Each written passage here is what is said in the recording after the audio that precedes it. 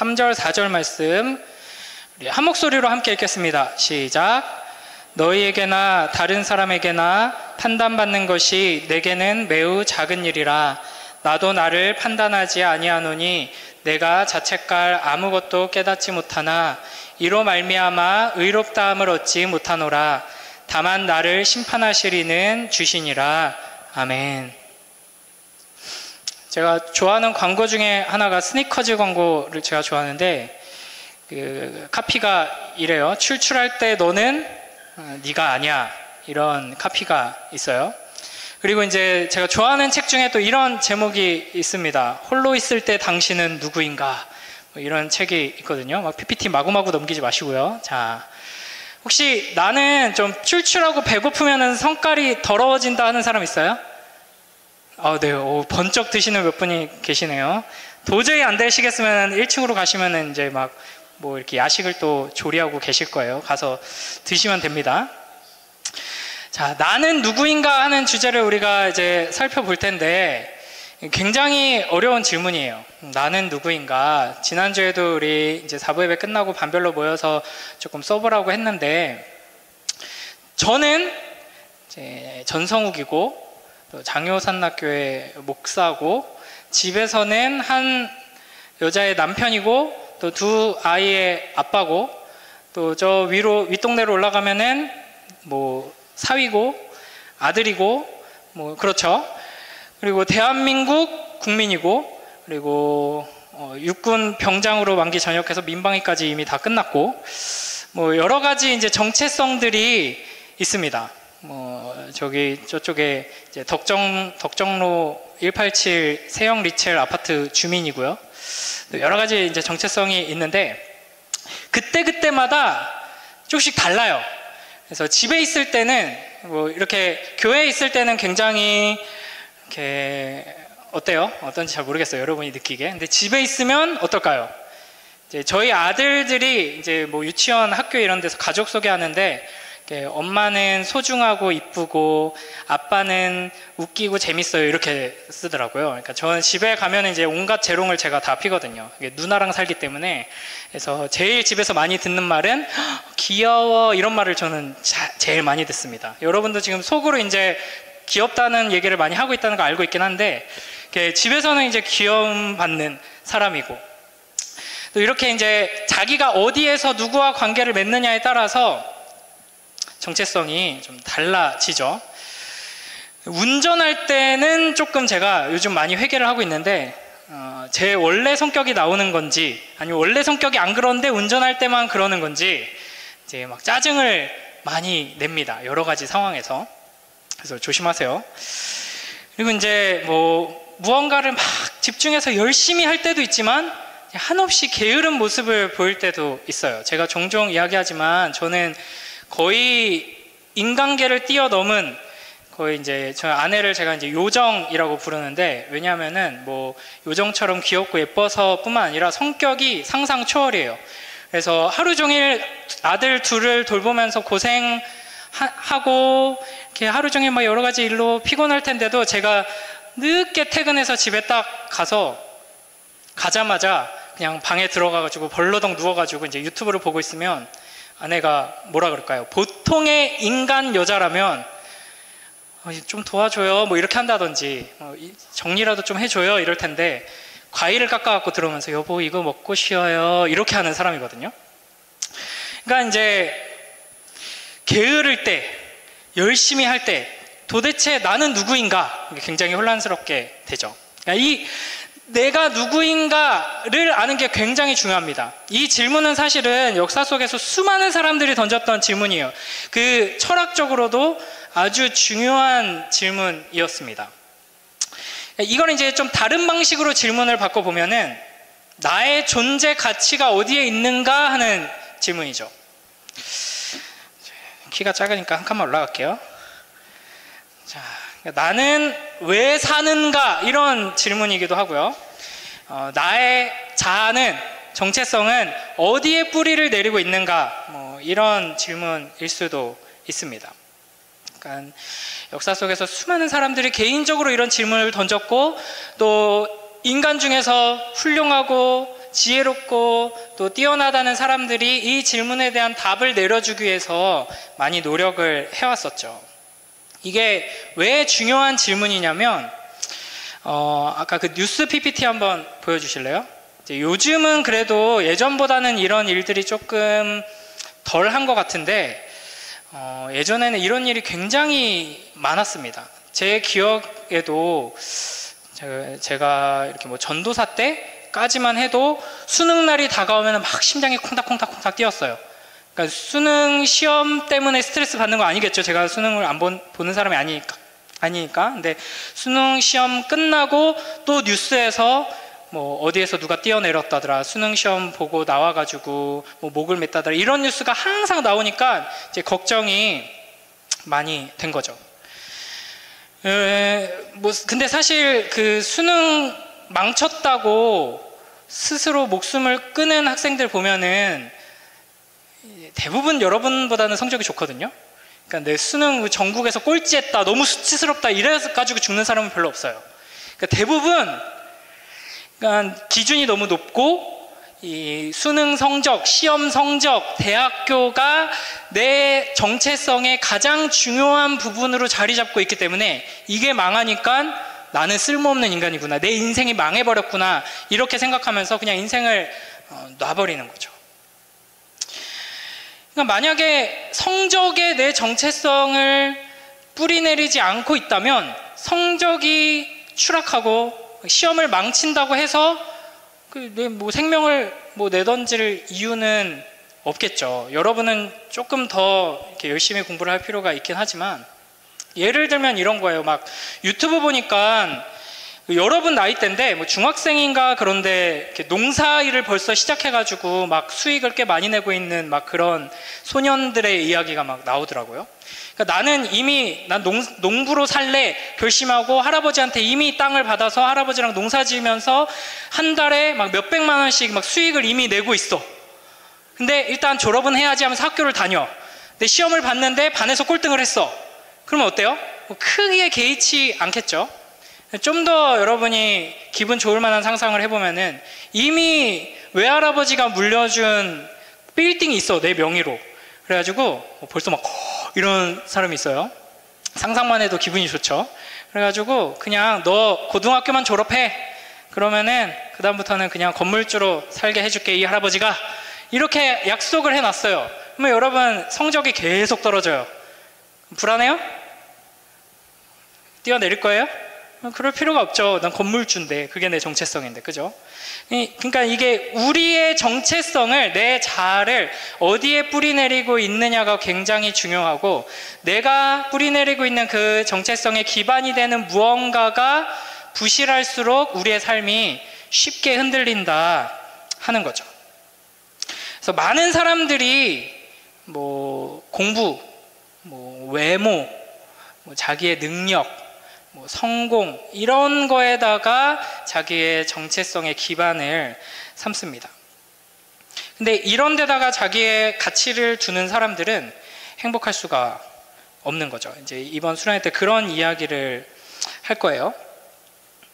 그러니까 요즘 이제 AI가 계속 이제 이슈고 점점 발달을 하고 있어요. 그래서 우리 중에도 좀 이렇게 그림 쪽으로 이렇게 진로를 생각하는 친구들은 이제 AI가 그림을 다 그려버려가지고 이제 큰일 났다, 이렇게 위기감을 느끼는 사람들이 있는데, 이제 평생을 내가 작가가 되겠다라고 목표를 삼고 인생을 다 바쳐서 피나는 노력으로 어느 정도 성취를 이루고 있는데 막 뉴스에서 막 떠들기 시작해요. 전 세계적으로 이제는 그림 그리는 사람이 필요 없는 시대가 다가왔습니다. 막 이러면 어떻겠어요? 내가 그동안 살아왔던 인생이 다 무의미해지고 앞으로의 삶이 불투명해지면서 인생 전체가 흔들리게 되는 거죠. 그러니까 막 폭풍이 몰려올 때 쉽게 흔들리고 무너질 것에 우리가 서 있다면 우리의 인생 전체가 쉽게 흔들린다 하는 겁니다. 그렇기 때문에 영원히 견고한 반석 위에 우리의 정체성을 세워야 한다 하는 것이죠. 그래서 이번 수련회를 통해서 이 나는 누구인가 하는 질문에 여러분이 확신을 가지고 대답을 할 수 있게 되길, 그래서 온 세상이 흔들려도 결코 흔들리지 않는, 무너지지 않는 정체성을 가지게 되길 주님의 이름으로 축복합니다. 그래서 먼저 이제 과거의 세계관에 대해서 먼저 이야기를 하고요. 그 다음에 요즘 이제 우리 주변에 현대 사람들이 어떤 세계관을 가지고 자아 정체성에 대해서 생각하는지를 이야기를 해보려고 해요. 먼저 과거의 세계관은 주로 나는 나의 소속, 역할, 의무다라고 자기 자신에 대해서 정의를 내렸습니다. 너는 누구냐? 라고 하면 이렇게 대답을 하는 거예요. 이게 뭐겠어요? 나는 아까 이제 제가 저를 설명할 때 대한민국 국민입니다. 우리 가정의 가장입니다.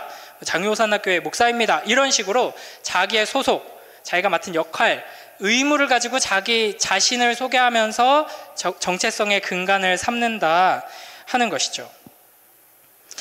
알랭드 보통이라는 작가가 있거든요. 이분의 책을 제가 한동안 이제 탐독했었는데, 불안이라는 책이 있어요.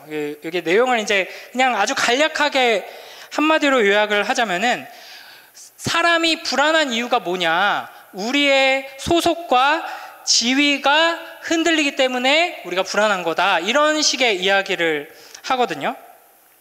그러니까 사람은 안정적인 곳에 소속하고 싶고 안정적인 지위를 갖고 싶어 하죠. 그래서 요즘은 좀 덜하지만 옛날에 제가 어렸을 때는 공무원 되고 싶어 하는 사람이 굉장히 많았어요. 왜냐하면 공무원이 뭐 자아를 실현할 수 있는 길이기 때문에, 아니면은 뭐 많은 사람에게 존경받기 때문에가 아니라 한 번 공무원이 되면 나이가 많아질 때까지 걱정 없이 안정적으로 살 수 있으니까 공무원이 되고 싶다 하는 사람이 많았거든요.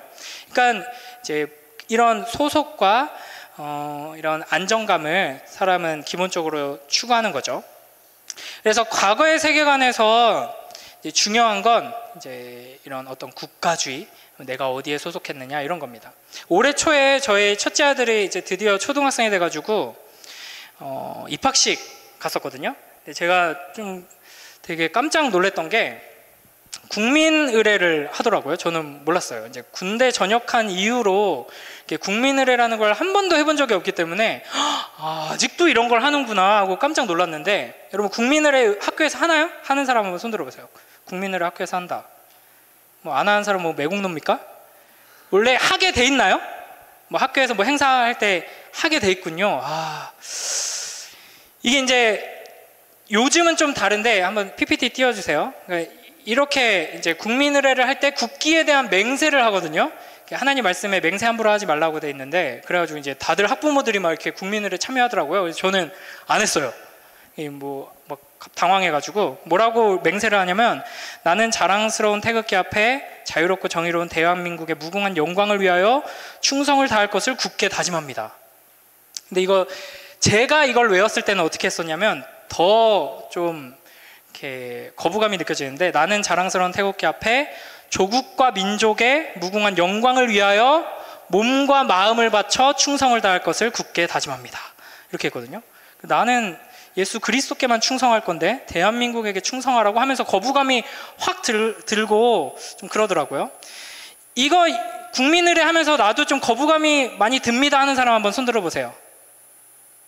아무도 없어요? 매국노라 그럴까봐 그러는 것 같은데, 이게 거부감이 들면 현대인입니다. 저만 현대인이고 다 이제 과거 사람들이에요. 이제 과거의 세계관에 속한 사람은 국가를 위해 충성하는 것이 자연스러워요. 왜? 나는 대한민국 국민이니까 국가를 위해 충성해야지 라고 생각하고, 현대의 세계관을 가진 사람들은 내가 왜? 이렇게 생각을 하는 거죠. 좀 더 옛날로 돌아가 보면 국민교육 헌장이라는 게 있거든요. 이거 들어본 사람? 국민교육 헌장. 요거는 학교에서 안 하죠. 선생님들은 많이 들어보셨을 거예요.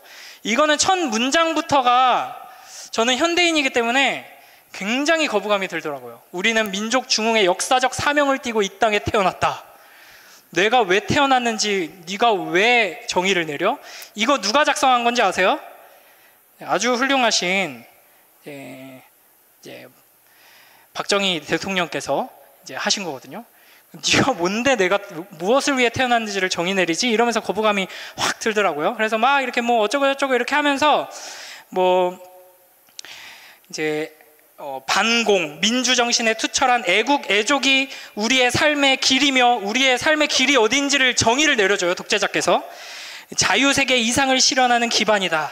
길이 후손에 물려줄 영광된 통일조국의 앞날을 내다보며 우리가 무엇을 소망해야 되는지도 정의를 내려줘요.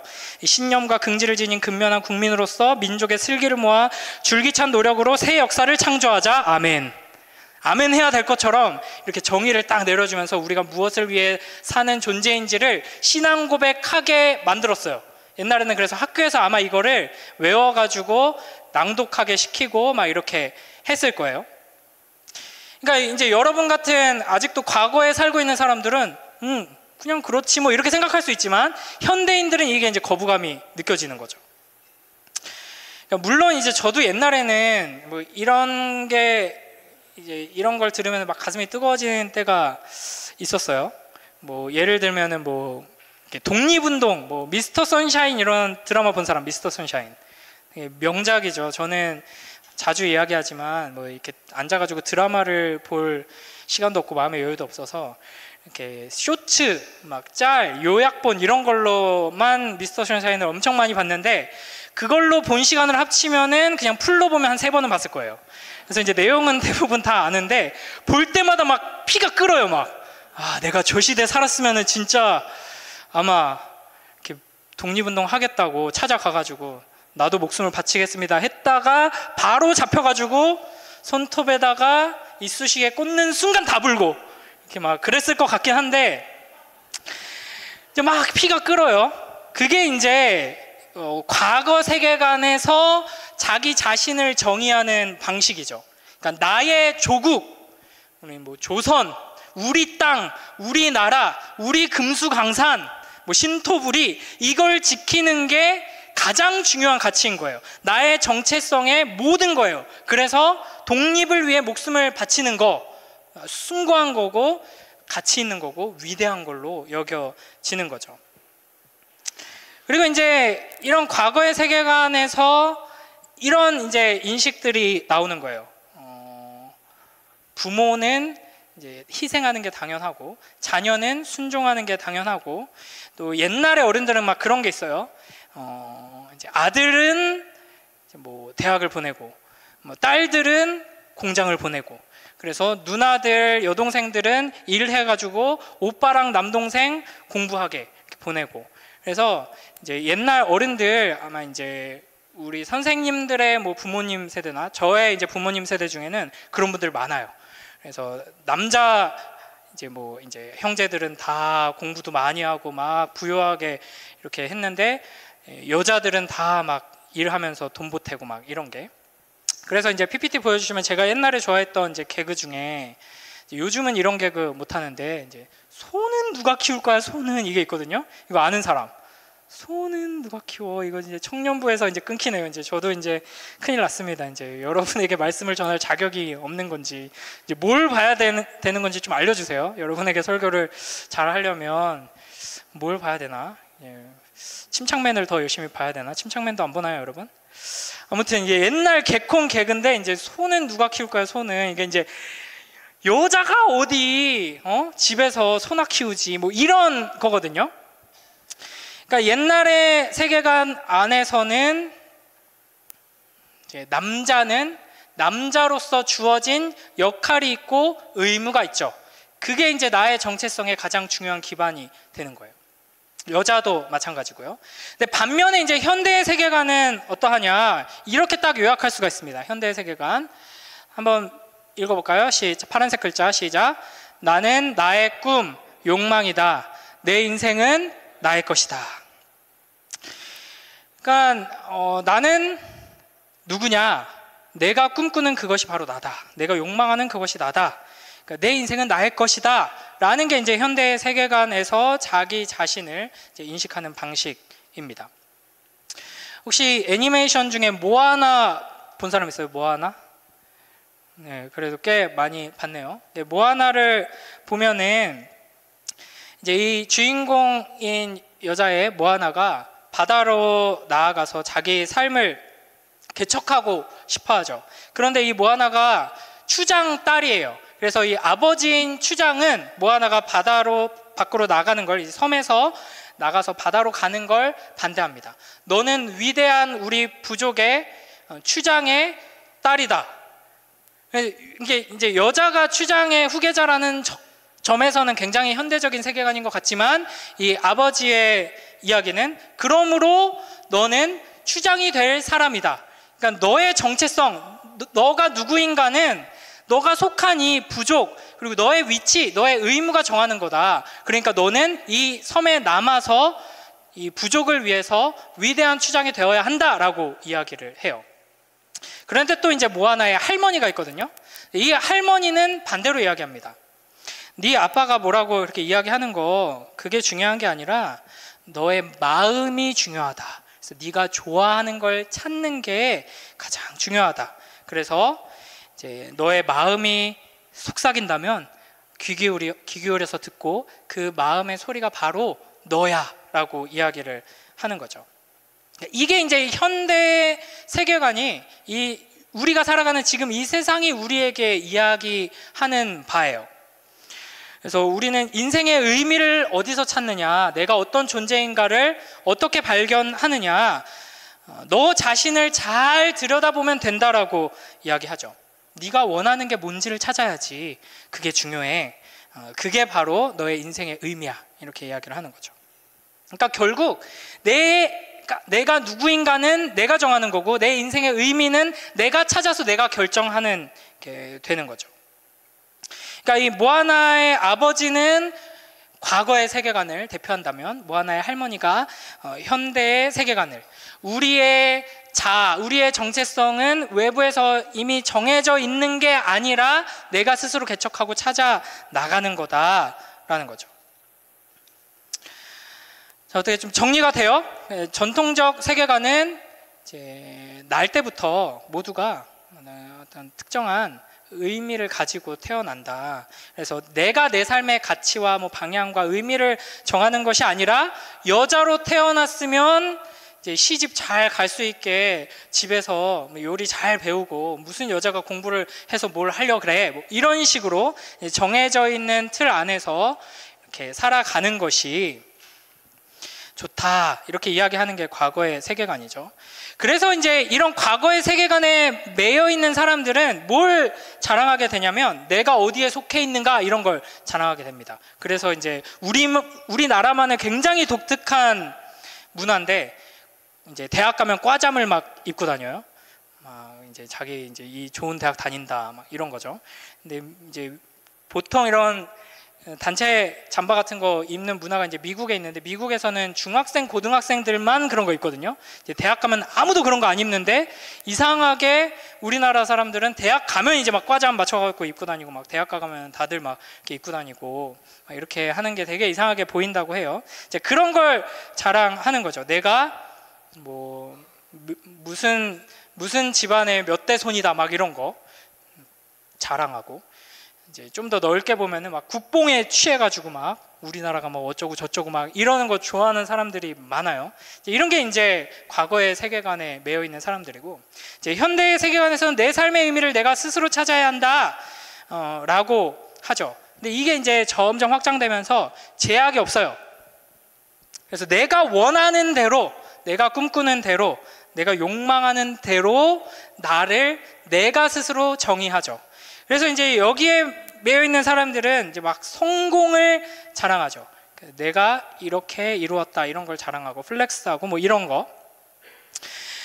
이제 과거의 세계관은 우리가 쉽게 이게 굉장히 불합리하다, 안 좋다, 남녀 차별이 여기서 이제 나오고 하니까 그런 거 알 수가 있죠. 그러나 이제 현대의 세계관은 우리를 자유롭게 하느냐, 현대의 세계관은 옳으냐, 현대의 세계관을 따르면 우리가 참된 정체성을 발견할 수 있느냐, 이걸 이제 우리가 생각해 볼 필요가 있는 거죠. 내가 누구인지, 나는 누구인가 하는 질문 앞에서 내가 누구인지를 내가 정하는 것을 통해서 우리는 진짜 내가 누구인지를 제대로 알 수 있는가, 그리고 그러면 행복할 수 있는가, 우리의 삶을 잘 살아갈 수 있는가, 이 질문을 던져보게 되는 겁니다. 이제 첫 번째로 내가 원하는 거, 내가 욕망하는 게 나다. 거기에 나의 인생의 삶의 가치가 있다. 라고 하는 게 굉장히 좋아 보이지만 문제가 뭐냐면 내가 진짜 욕망하는 게 뭔지를 정확하게 알 수 있는 사람이 거의 없어요. 여러분이 진짜 뭘 원하는지 알아요? 네. 지금 빨리 설교가 끝나기를 욕망하고 있고 그냥 빨리 그냥 자고 싶고 놀고 싶고 지금 그냥 수련회는 그냥 PC방에서 이제 롤 대회로 이렇게 열면 얼마나 좋을까? 왜 이런 걸 하나? 뭐 이런 욕망들. 근데 그런 욕망을 따르면 여러분이 행복해질까요? 그러니까 이런 게 이제 문제가 있는 거죠. 그래서 여러분 나이 때는 대부분 내가 뭘 원하는지 모르는 게 정상이에요. 이제 뭐 하고 싶어? 나중에 뭐 가고 싶은 학교, 하고 싶은 전공 생각한 거 있어? 이렇게 물어보면은 제대로 확실하게 대답하는 사람이 잘 없어요. 근데 이제 어려서부터 나는 이걸 잘하고 이걸 좋아하고 이걸 해서 평생 살고 싶어 라고 확고하게 정해놓고 그 길을 걸어간 소수의 사람들도 나중에 가가지고 진로를 바꾸는 경우가 굉장히 많거든요. 제 주변에도 뭐 대학 갔다가 휴학하고 방황하다가 전공 바꾸고 뭐 이런 사람들이 수두룩빽빽 합니다. 저도 실용음악 하다가 군대 갔다가 군대에서 제가 만난 사람들한테 많이 들었던 말 중에 하나가 뭔지 아세요? 의외라고 생각할 수도 있지만 너 개그맨 해 나중에 전역하고 이런 소리 진짜 많이 들었거든요. 개그맨을 하든지 아니면 너무 웃기게 생기지 않고 귀엽게 생겼으니까 아니면 개그 작가 같은 거 방송국에 취직을 해라 넌 진짜 잘 될 것 같다 이런 소리를 굉장히 많이 들었어요. 그래서 고민을 좀 하다가 어떻게 하다가 지금 제가 뭐가 됐어요? 개그맨이 됐으면 여러분은 행복했겠죠. 재밌었겠죠. 근데 재미없는 목사가 됐잖아요. 그러니까 이렇게 심지어는 취직을 하고 나서도 고민하다가 퇴사하고 진로를 다시 바꾸는, 심지어는 이제 은퇴가 얼마 안 남았는데도 이건 내가 원하는 인생이 아니야 하고는 진로를 트는 이제 다 늙어 빠진 어른들도 우리는 많이 발견할 수 있습니다. 여러분의 욕망이 나라고요? 그러면 여러분 평생 내가 누군지를 모른 채 살다 죽을 수도 있게 되는 거예요. 그 다음에 이제 나라는 정체성이 나를 정의 내리고 내 인생의 기초가 된다면 굉장히 문제가 되는 게 뭐냐면, 나를 내가 계속 잘 돌아본다고 나를 발견할 수 없고, 이제 나는 사실은 환경과 주변의 여러 가지 상황의 영향을 굉장히 많이 받는다는 거예요. 예를 들면은 뭐 AD 800년에 앵글로 섹슨족 전사들의 세계관 안에서는 누군가 나를 때렸어요. 그러면 어떻게 하는 게 당연할까요? 가서 2배로 3배로 때려주는 게 잘한 일이에요. 만약에 맞고 그냥 들어왔다 그러면 엄마고 아빠고 할아버지고 할머니고 옆집 형이고 사촌 형이고 다 혼내요. 너 잘못했다고. 그런데 한 대 맞고 7대 때리고 왔어요. 다시는 날 못 건드릴 거야 하면은 잘 키웠다 우리 아들, 이런 세계관이에요. 그러나 이 반대로 또 앵글로 섹슨족 전사들의 입장에서는 당연히 생각하는 것 중에 하나가 뭐냐면, 동성애자들, 남자가 남자를 좋아해? 여자가 여자를 좋아해? 남자가 남자도 좋아하고 여자도 좋아해? 미친놈 아니야? 이해를 못 할 거예요. 근데 반대로 그 옆에 사진 보면 누구예요? 저는 뭐 자주 안 나와도 됩니다. 화면에 그냥 PPT 띄워놔 주세요. 저기 도시 이름이 뭘까요? 뉴욕의 맨하튼입니다. 네, 맨하튼 보면은 저게 이제 뉴요커들, 뉴요커로 살아가는 젊은이들은 저기서 살아가면서 보고 듣고 배운 거가 있기 때문에 당연하게 생각하는 게 뭐냐면, 누군가 나를 한 대 때렸다고 열받아서 7대 때리고 오면 어떡해요? 범죄자예요. 잘못 배운 무식한 놈이에요.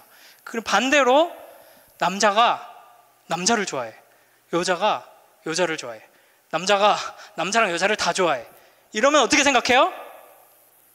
그게 뭐 당연한 거지, 자연스러운 거지, 이렇게 생각을 하는 거죠. 그러니까 내가 어디에 살면서 누구와 교제를 하고 누구와 관계를 맺고 어떤 문화 속에 있느냐에 따라서 내가 생각하는 거, 옳다고 여기는 거, 내가 욕망하는 게 달라집니다. 이 말은 내가 이사를 가면 환경이 달라지면 나의 욕망이 흔들린다는 거예요.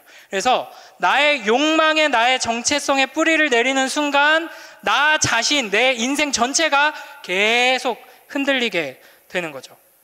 그래서 이제 제가 좋아하는 이제 소설 중에 이제 드래곤 라자라는 소설이 있어요.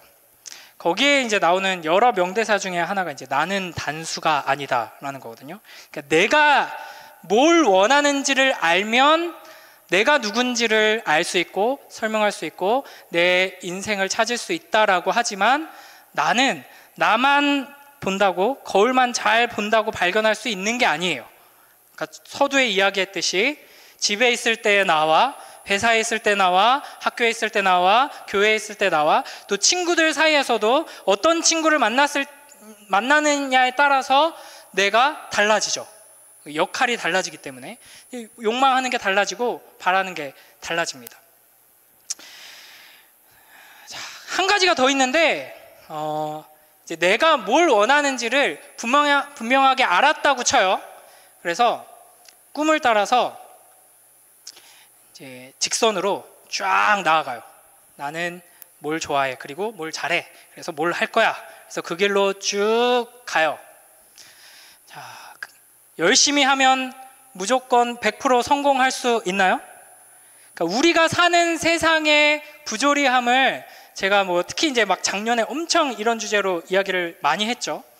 그러니까 최선을 다해서 성실하게 열심히 산다고 해서 다 성공하는 게 아니에요.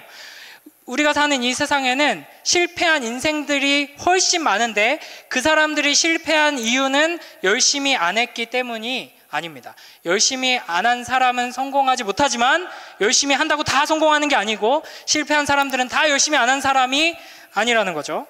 그러니까 이 꿈을 이루지 못하면 정체성이 흔들려 버리는 이런 이제 문제를 우리가 마주하게 되는 거죠.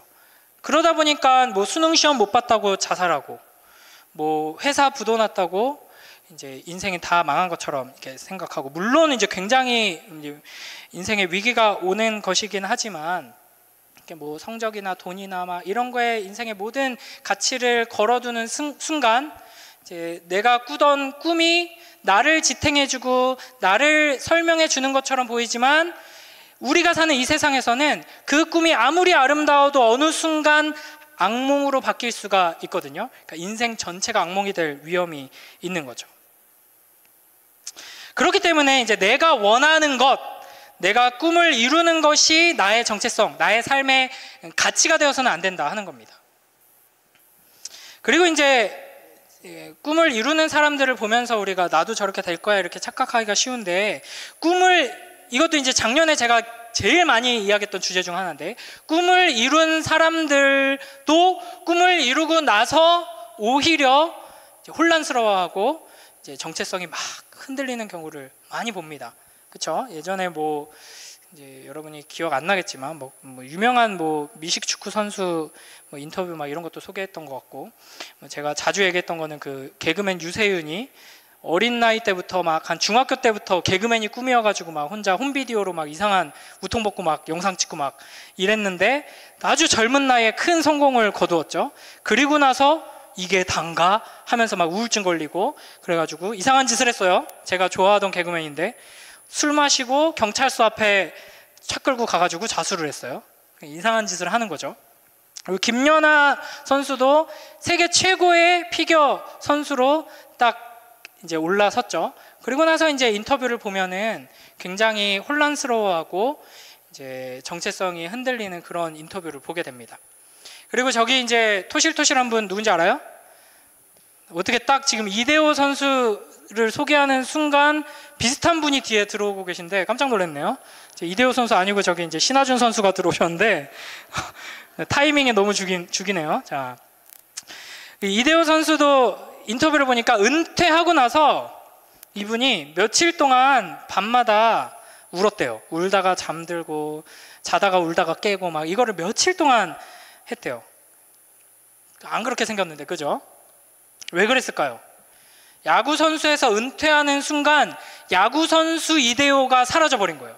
그러니까 자기의 정체성을 야구 선수로서의 정체성, 성취, 거기에만 뿌리내리고 있다 보니까 야구 선수로서 마침표를 찍는 순간 인생 전체가, 정체성 전체가 흔들리면서 저렇게 많은 성공을 거두고 업적을 이루고 많은 사람들에게 사랑을 받고 돈도 많이 벌고 부족한 게 없을 것 같은데 울면서 혼란스러워하고 괴로워하는 거죠.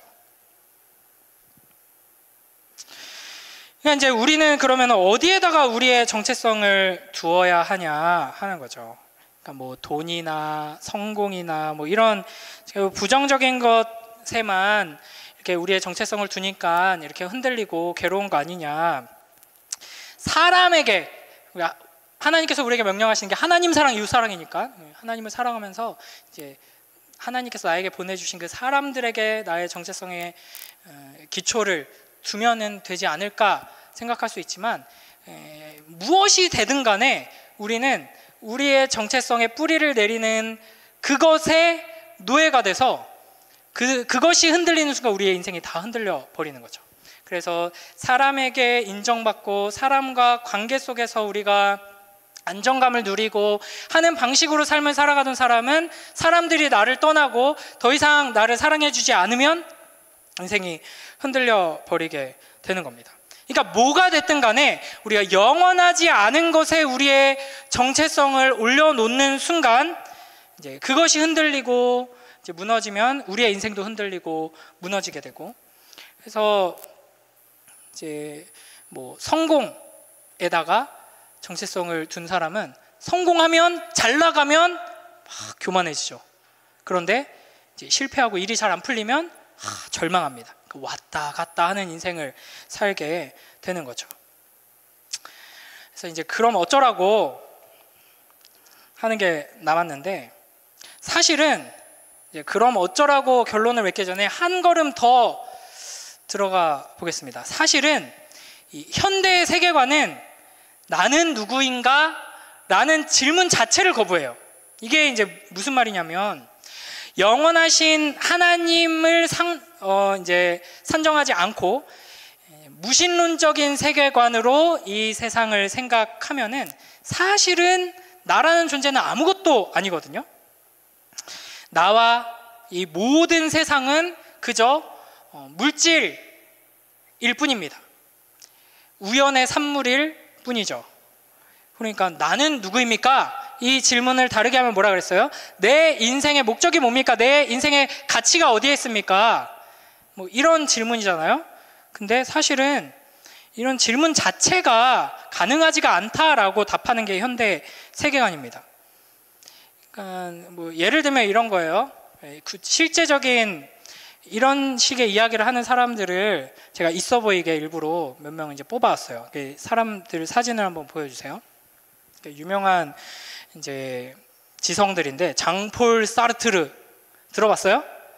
네. 뭐 사무엘 베케트, 뭐 알베르 카미, 발음하기도 어려워요. 그러니까 이런 사람들이 이 현대 세계관이 우리에게 이야기하는 바를 다양한 방식으로, 특히 이제 문학적으로 우리에게 잘 설명하는데, 결론적으로 이 사람들이 하는 말이 뭐냐면, 현대 세계관이 우리에게 주는 메시지는 뭐냐면, 너희의 인생 아무 의미 없다라는 겁니다. 그러니까 이 우주는 왜 생겨났어요? 몰라요. 왜 생겨나긴, 그냥 우연히 생겨났지. 그러니까 아무 의미 없이 우연히 생겨난 이 우주 안에서 우연히 생겨난 이 생명들 가운데 우연히 생겨난 한 인간이 어떤 의미가 있어요? 아무 의미가 없죠. 그래서 이제 리처드 도킨스라고 뭐 이기적 유전자 뭐 이런 책을 쓴 사람인데, 이 사람은 뭐 과학자라기보다는 뭐 사람마다 평가가 다르겠지만 저는 뭐 개인적으로는 거의 저랑 비슷한 포지션이에요. 어떤 점에서 이야기하냐면, 저는 이제 하나님의 말씀을 선포하고 가르치잖아요.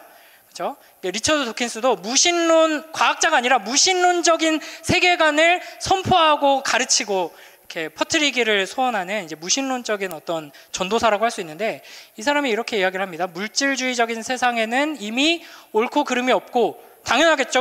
우주가 우연히 생겨나고 생명도 우연히 생겨나고 모든 인생들이 그저 우연히 생겨났을 뿐인데 옳고 그름이 어디 있어요? 그냥 다 우연히 생겨났을 뿐이에요. 그렇기 때문에 의미가 없죠. 무의미한 냉담함만 있을 뿐. 이렇게 이야기를 합니다. 달과 육펜스라는 책을 쓴 이제 서머셋 모험이라는 사람이 있는데, 이분도 이제 무신론자거든요. 이분이 뭐라고 하냐면, 만일 죽음 뒤에 있는 신의 존재와 죽음 이후의 삶을 의심의 영역에만 밀어넣는다면, 만약 죽음은 끝이고 죽음 이후에 희망할 수 있는 어떤 선함도 없고 두려워할 만한 악도 없다면, 반드시 나는 내가 여기 왜 있는지, 그리고 이 상황 속에서 나는 어떻게 살아가야 하는 것인지 스스로 물어야 한다.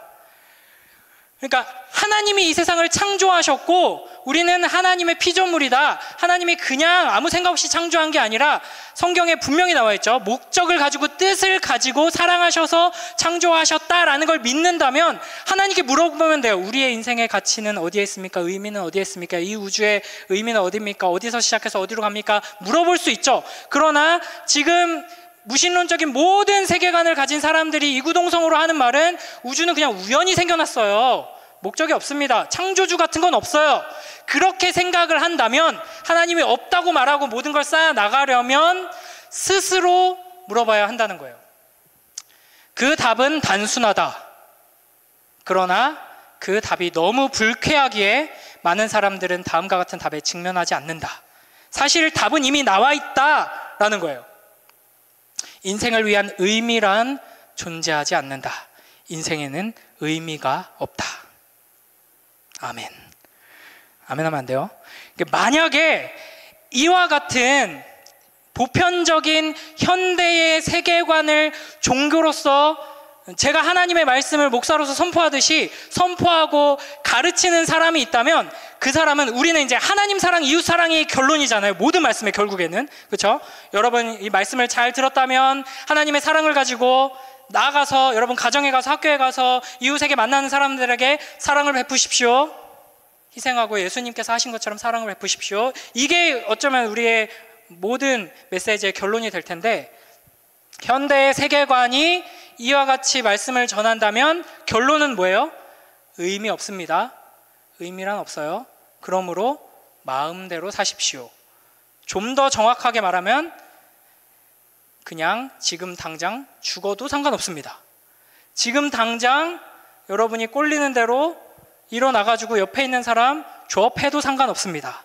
그러나 물론 옆에 있는 사람이 당신보다 힘이 세다면 여러분이 강냉이가 털리겠죠. 그러나 내가 제일 세다고 생각한다면 마음대로 패도 됩니다. 왜냐하면 선과 악 따위는 없고 영원한 것은 없고 신도 없고 그냥 우연히 우리는 이 땅에 있기 때문입니다. 이게 이제 이 세상의 세계관입니다. 그래서 과학자들이 이야기하죠. 우리는 겸손해야 합니다. 우리는 우주의 먼지일 뿐입니다. 이렇게 이야기를 합니다. 예전에 이제 대화의 희열이라는 프로그램이 있었어요.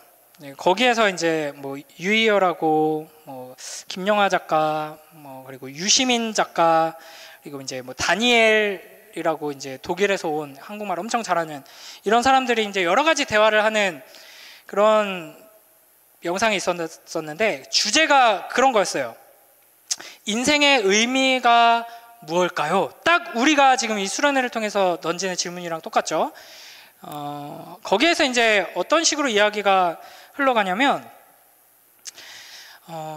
이제 어떤 아나운서 한 분이 계셨는데, 제가 어릴 때는 막 열심히 공부해서 아나운서가 돼서 방송국에서 일하면서 막 사회를 위해 이런 일도 하고 저런 일도 해야지 막 이렇게 꿈에 부풀어 있었는데, 사실은 살다 보니까 인생에 주어져 있는 답은 없는 것 같아요. 뭐 이런 식의 막 이야기를 하면서, 사진 하나 보여주시겠어요? 네, 저 얼굴 안 나와도 됩니다. 네, 아까 나왔던 거고요. 네, 그래서 우리 인생의 의미는 무엇일까요? 라는 질문으로 시작했는데, 이 다니엘이 이렇게 이야기를 해요. 질문에 답을 잘 못 찾을 때 어쩌면 질문 자체가 잘못된 것이 아닐까 이렇게 생각을 합니다. 우리의 인생에 의미가 없는데 우리는 자꾸 의미를 찾는 게 아닐까요? 이렇게 이제 이야기를 해요. 그러니까 유시민이 너무 좋아요. 너무 훌륭하다고, 맞다고. 이 유시민은 아주 확고한 무신론자거든요. 그러니까 사실은 우리의 인생에 의미 없습니다. 자꾸 어디 가서 의미를 찾으려고 하면 찾을 수 없습니다. 그래서 우리는 질문을 바꿔야 돼요. 내 인생에 내가 어떤 의미를 부여할까? 그러니까 막 다들 너무 좋아요. 맞아, 그거였어요. 이러면서. 그러니까 이런 식으로 대화가 진행되는 이유가 뭐냐면 무신론적인 세계관에서는 맞아요. 그 어디에도 물어볼 데가 없어요. 의미가 없기 때문에 답을 얻을 수가 없어요. 그러니까 원래 사실은 정직한 결론은 의미 없으니까 막 살아라 이렇게 가는 게 사실은 자연스럽거든요. 근데 의미 없으니까 방송에서 유시민 이분도 굉장히 공부 많이 한 분이고 똑똑한 분이잖아요. 글도 잘 쓰고 말도 잘해요. 근데 다 그렇게 이야기해놓고 사실은 우리의 존재 그냥 우연히 온 거잖아요. 의미 없잖아요. 그러니까 여러분 그냥 되는 대로 사세요. 그럼 끝이에요. 이렇게 해버리면 안 되잖아요. 그러니까 어떻게든 잘 마무리를 해야 되니까 스스로 각자가 자기 안에서 의미를 찾으면 됩니다. 이렇게 결론을 내리는 거예요. 그러면서 이제 막 말을 덧붙이는데 막 이런 식으로 이야기해요. 우리의 자아는 반드시 죽어서 소멸합니다. 그래도 남는 게 있죠. 유전자는 살아남습니다. 이게 아까 말했던 리처드 도킨스가 이제 이 세상에 던진 화두거든요. 인간은 다 죽어서 금세 살아 없어지죠. 그러나 대를 이어서 유전자는 오랫동안 살아남습니다. 거기에 의미가 있는 거죠. 막 이런 식으로 이야기를 하는 거예요. 그래서 유전자는 딸 아들에게 손자로, 다시 그 딸의 아들과 손자로 인류가 존재하는 한 죽지 않고 불멸의 코일로서 남아 있습니다. 거기에 우리의 인생의 의미가 있죠. 뭐 이런 식으로 이야기를 해요. 그러니까 영원한 것이 없으면은 사실은 우리가 죽으면 끝이에요. 천국, 지옥 이런 거 없다니까요. 이렇게 무신론적인 세계관으로 이야기하면 답이 안 나오기 때문에, 의미가 없기 때문에 유전자 이야기를 들먹이는 거예요. 그러나 유전자는 영원한가요? 뭐 길게 뭐 1000년, 10,000년 갈 수는 있을지 몰라도 유전자도 결국에는 어디선가는 끊어질 수 있어요. 그게 의미가 무슨 의미가 있는지 모르겠지만 유전자가 이어지는데 우리의 인생의 의미를 삼을 수 있다 해도 유전자는 영원하지 않죠. 그래서 이제 제가 무신론자들끼리 싸움을 붙여볼게요. 옥스포드의 철학자 중에 무신론자가 있는데 이분은 그래도 조금 온건한 무신론자예요. 이제 이런 철학자, 과학자들을 이제 저는 좋아하는데, 그러니까 뭐 유신론적으로 세계관을 가지고 있는 종교인들, 특히 기독교인들은 무식하다 뭐 이렇게 이야기 안 하고 충분히 그들도 합리적으로 이제 이야기를 하는 거고, 나는 무신론적으로 이렇게 이야기하는 게 훨씬 더 합리적이라고 생각합니다. 요 정도 이제 스탠드를 취하고 있는데, 어쨌든 무신론자인데 뭐라고 하냐면, 토머스 네이글이라는 사람인데, 우리는 목표를 달성하고 인생을 의미 있게 만들려 애쓰지만 이는 다람쥐 쳇바퀴 돌리는 것에 불과하다. 왜냐하면 이런 노력들은 노력의 성과가 영원히 지속될 때만 의미 있기 때문이다. 그러니까 아무리 각자가 의미를 찾으면 돼요. 우리 안에서 내 인생의 의미는 내가 발견하고 내가 발견한 그 의미를 따라서 살아가면 됩니다. 말은 좋지만 그렇게 해봤자 어차피 영원하지 않기 때문에 아무 의미가 없다. 이렇게 이야기하는 겁니다. 그 성과들은 영속적이지 않다. 내가 내 꿈을 이루고 성공하고 막 뭐 평생 헌신해서 우리의 자손들, 손주, 손녀들을 아주 훌륭한 사람으로 키워내서 막 존경받으면서 인생을 마무리해도 그건 영원한 게 아니니까 그게 무슨 의미냐 이겁니다. 당신이 위대한 문학 작품을 완성하여 그 작품이 지금부터 앞으로 수천 년간 계속 읽히더라도 결국 어느 날 이 사람은 더 멀리까지 온 거예요. 뭐 유전자 이런 거 아무리 얘기해봐라. 결국 어느 날 태양계는 식을 것이고 태양이 영원하지 않거든요. 우주는 서서히 멈춰서거나 붕괴할 것이다. 이제 뭐 천문학자들이나 물리학자들은 이 우주가 언제 어떻게 멸망할 것인가 이런 거 연구하거든요. 우주는 영원할 겁니다 라고 이야기하는 과학자들은 거의 없어요. 그러면 당신 노력의 모든 흔적도 같이 사라질 것이다. 그러니까 자꾸 뭐 의미가 있는 것처럼 포장하지 마라. 너희가 유신론적인 세계관을 가지고 이 모든 것을 창조하신 영원한 하나님이 있다라고 기독교인들이 생각하는 것처럼 믿지 않는 한 정직하게 말해라. 아무 의미 없다. 이겁니다. 그러니까 이 현대의 세계관은 하나님 없는 다양한 모든 세계관은 우리에게 허물을 줄 뿐인 것이죠. 이런 이 세상의 현대의 세계관이 얼마나 모순적인지를 이제 좀 이야기를 하고, 그 다음에 이제 성경적인 세계관이 얼마나 아름다운지, 모르겠어요. 여러분에게 합리적으로 논리적으로 설명하고 싶진 않아요. 그러나 이제 성경적인 세계관이, 성경이 우리의 인생과 이 우주와 이 모든 것들을 어떻게 설명하는지를 하나님 말씀을 통해 여러분이 들으면은 하나님께서는 어떤 방식으로 어떤 사람에게는 이게 훨씬 합리적이구나, 지성으로서 자극해서 이제 주님 앞에 나아가게 하실 수도 있고, 아름다움을 느끼고 내가 잘 이해는 안 되지만 이게 훨씬 아름답다라고 느끼게 하실 줄 믿습니다. 몇 가지 얘기만 더 해볼게요. 이 현대적인 세계관이 이런 식으로 생각하는 게 사실은 훨씬 더 옛날부터 있었어요. 이분 누군지 아세요? 당연히 모르겠죠. 한번 때려 맞춰보세요. 자로 끝나는 사람입니다. 맹자 아니고요, 공자 아니고요, 노자 아니고요, 춘자 아니고요, 순자 아니고요, 장자입니다. 네, 이 장자가 되게 훌륭한 사람이었어요. 그래서 초나라 시대였는데 초나라의 위왕이 장자에게 사신을 보냅니다. 그래가지고 거하게 대접하면서 재상의 자리에 올라달라고 이제 요청을 합니다. 근데 장자가 이렇게 이야기를 해요. 그 당시 이제 중국에는 이제 황제보다 더 높이 있는 하늘에 있는 신을 섬기면서 제사 지내는 그런 풍습이 있었거든요. 그러니까 그 하늘에 제사 드리는 제물로 끌려가는 소를 본 적 있습니까? 이렇게 질문을 해요. 그러니까 소가 왕궁에서 몇 년을 잘 먹고 대접받으면서 살면서 와, 내가 진짜 대단하구나, 이제 소가 말하는 거예요. 이렇게 나를 높여주고 섬겨주고 이렇게 내가 좋은 거 먹으면서 이렇게 왕궁에서 사니까 얼마나 좋아, 이렇게 하다가 어느 날 갑자기 그 소를 목욕시켜주고 좋은 옷을 입히고 이제 제단으로 끌고 갑니다. 그러면 그 소는 그제서야 눈치를 채죠. 내가 제단의 제물로 끌려가서 죽는구나. 그러면서 소가 이렇게 한탄을 합니다.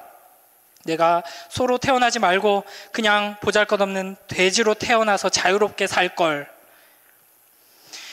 그때 가서 소가 한탄한들 그게 무슨 소용이 있겠습니까? 라고 하면서 재상의 자리를 거절해요. 이게 무슨 말이에요? 왕궁에서 권력을 누리고 높은 자리에서 좋은 거 먹고 좋은 옷 입으면서 사는 게 좋지 않다. 그냥 나는 자유롭게 내 마음대로 내가 원하는 대로 내 욕망을 따라 사는 게 훨씬 더 가치 있다라고 이야기를 하는 거죠.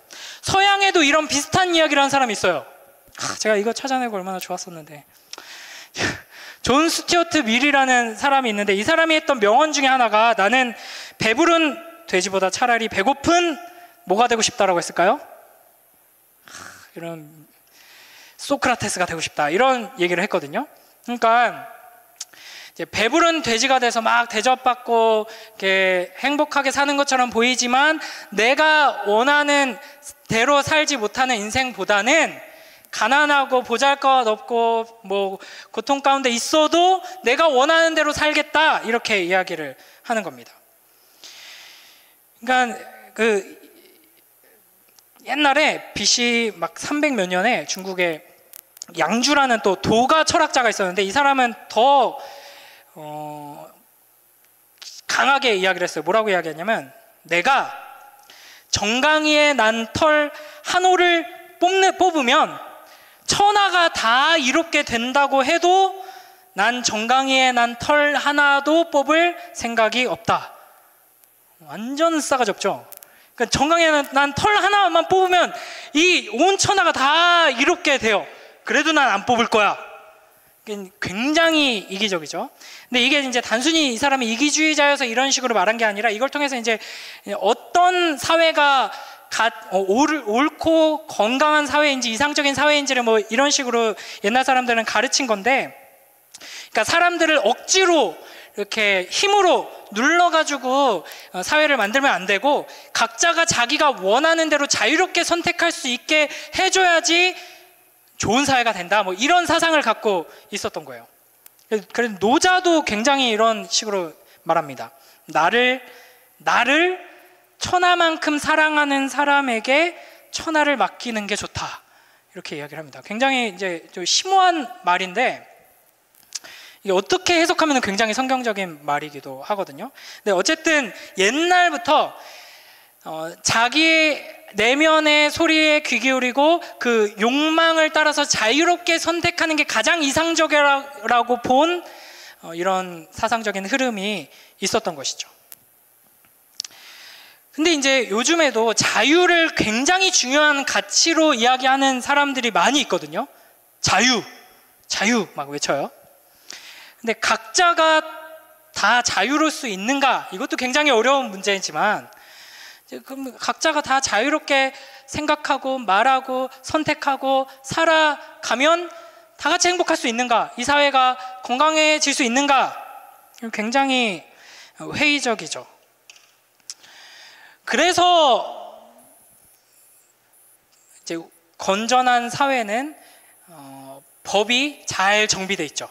그래서 자기 욕망을 따라서 사람들이 맘대로 행하지 못하게, 그래서 심지어는 자기의 안전에 대한 문제도 법으로 제지하잖아요. 오토바이 탈 때 헬멧을 꼭 써야 된다, 안 쓰면 벌금 100이죠. 마약하는 거 자기 자신을 망가뜨리는 거지, 그 뭐 다른 사람한테 피해를 안 주는데도 마약하면 잡아가죠. 그러니까 이 사회 전체를 혼란스럽게 하고 이제 어렵게 하기 때문에 사람의 자유에 제한을 두는 겁니다. 그러니까 내가 원하는 대로 욕망하는 대로 산다고 해서 내 인생이 행복해지지도 않고 이 사회가 좋아지지도 않는 거죠. 그러니까 모두가 다 자유롭게 기준이 없이 내가 원하는 대로 나 자신을 정의 내리고 결정하고 그렇게 살아갈 때 어떻게 되는지를 우리가 우리 주변에서 볼 수가 있는데요. 예를 들면 이런 겁니다. 사진 하나 보내주세요. 이 얘기를 하기 전에 한 가지 확실하게 해둘 거는, 기독교는 절대 사람을 차별하는 종교가 아니에요.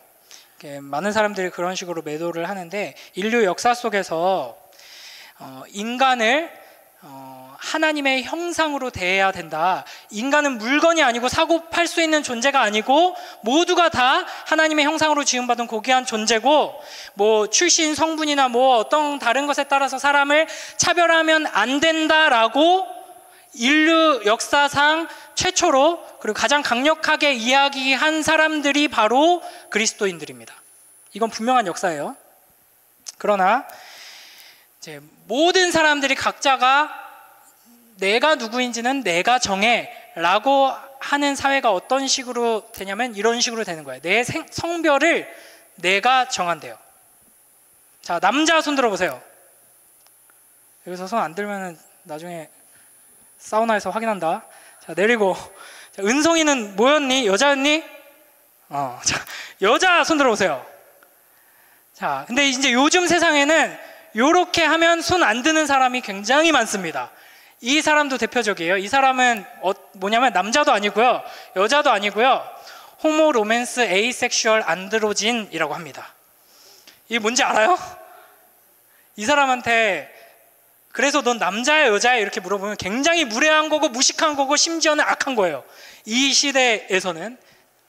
이게 뭐냐면 생물학적으로는 남자인데 정서적으로는 여자가 아니라 남자에게 끌리지만 성적으로는 욕망이 없고 뭐 어쩌고 저쩌고 한 사람을 이렇게 부른다고 해요. 그래서 요즘은 남자, 여자뿐 아니라 뭐가 나오냐면, 한번 띄워주세요. 그 다음 사진. 네, 그 다음 사진. 이게 이제 보이는지 모르겠는데, 젠더 바이너리 하면 이제 남자, 여자 이거죠. 그러니까 생물학적으로 이거는 딱 구별이 돼요. 근데 젠더 논 바이너리, 그러니까 남성과 여성이 아닌 성별이 있다라고 하면서 이제 쭉 나오는 거예요. 그러니까 뭐 얘기하기도 싫습니다. 근데 여기 있는 게 다가 아니라 다음 사진도 있고요. 뭐 몇 개만 볼까요? A 젠더 하면은 어떠한 성별에도 속해 있지 않음. 그러니까 젠더가 없음. 너는 성별이 뭐야? 저는요, 뭐 이게 다양한 게 있어요. 나는 생물학적으로는 남자지만 남자와 여자를 다 좋아해요. 이런 걸 뭐 지칭하는 게 있고, 생물학적으로는 남자인데 이제 의학적으로 여자로 변했는데 내가 좋아하는 거는 생물학적으로 남자일 때는 자연스러운 거는 우리가 여자를 좋아하는 게 자연스러운데 나는 생물학적으로 남자였는데 여자로 변했잖아요. 그러면 이제 여자니까 남자를 좋아할 것 같은데 저는 여자를 좋아해요. 이게 이제 다 지칭하는 게 달라요. 그리고 심지어는 이제 어떠한 젠더에도 속해 있지 않습니다 라는 사람이 있는데 그 옆에는 젠더리스도 있어요. 저는 젠더가 없는데요? 그러니까 이게 이런 운동을 하는 사람들 있잖아요. 여러분, 왜 이렇게 무식해요? 지금 시대가 어느 시대인데 남자 여자를 구별하고 그럽니까? 그런 거 물어보지 마세요. 제가 어떻게 느끼는 게 중요하죠. 그러니까 이런 사람들이 굉장히 무서운 게 뭐냐면, 무섭다기보다는 답답한 게 뭐냐면 진리가 중요하지 않아요. 진실이 중요하지 않아요. 느낌이 중요해요. 내가 날 뭐라고 느끼느냐. 그래서 이런 문화가 지금 심한 유럽이나 미국 같은 데서는 그 다음 사진도 있거든요. 이게 이제 굉장히 많아요. 젠더 플루이드. 그러니까 저의 성별은, 젠더는 액체와 같습니다. 이게 이제 공식적인 용어예요. 저 사람들이 이제 알리는, 우리를 이렇게 이해해 주세요. 제발 남자 여자로 나누지 말고. 그러면서 온갖 용어들이 다 나와요. 그러니까 뭐 젠더 플루이드, 저의 성별은 액체예요. 이 정도까지 왔으니까 이제 갈 때까지 간 거예요. 그래가지고 막 어떻게 하냐면은, 그래서 당신은 이제 성별이 뭐예요? 남자예요, 여자예요? 이렇게 물어보면 안 되고, 당신의 젠더는 어느 정도인가요? 뭐 이렇게 이제 조심스럽게 물어봐야 돼요. 그러면 이제 저는 펭귄의 영혼입니다. 그게 뭔데요? 설명해 주세요. 그러면 막 나름대로 막 설명하면 이해가 안 되는데요. 당신이 이해가 안 되는 게 중요한 거예요. 제가 느끼는 게 중요하죠. 저는 남자도 아니고 여자도 아니고 펭귄의 영혼이에요. 그러니까 자기 존재 성별이 펭귄의 영혼이라는 거예요. 실제로 이런 일들이 있습니다. 그러면 이제 사회가 어떻게 돌아가냐면, 이제 올림픽 경기를 하면은 남자부, 여자부가 나눠져 있죠. 왜 나눠져 있을까요? 남자부에서 뛰는 선수들은 자기 느낌에 자기가 남자니까 남자부에 있는 거예요. 생물학적으로 남자니까 거기 있는 거죠. 남자와 여자를, 남자니까 너네는 울지 마, 이씨. 여자니까 집에서 치마나 입어. 이렇게 하면 당연히 이건 안 되는 거예요. 이거는 하나님 말씀에 근거해서도 이거는 옳지 않아요. 그러나 그렇다고 해서 생물학적인 어떤 보편적인 차이 자체가 사라지는 건 아니거든요. 보편적으로 하나님께서 남자와 여자를 다르게 창조하시면서 다른 남자와 여자가 가정 안에서는 한 남자와 여자가 한 몸이 돼서 남편과 아내로서 하나를 이루게 하셨어요. 그렇기 때문에 달라요.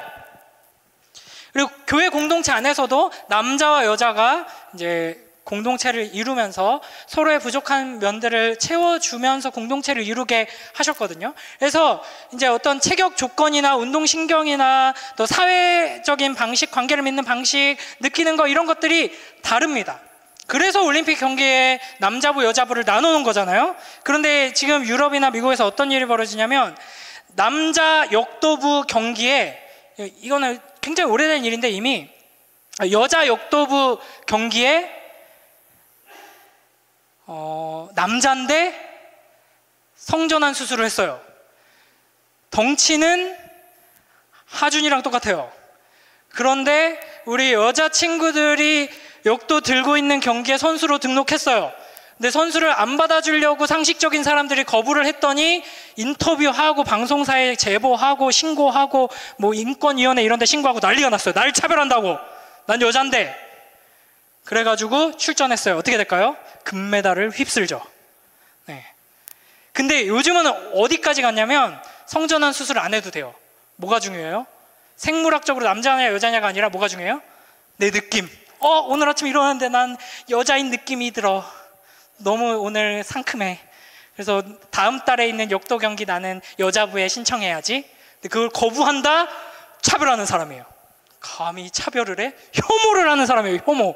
그래가지고 어쩔 수 없이 자기들이 법을 그렇게 바꿔놨으니까 어쩔 수 없이 여자부 스포츠 경기에 자기를 여자로 느끼는 남자를 등록시켜서 금메달과 상금을 휩쓰는 일이 이제 일어나고 있어요.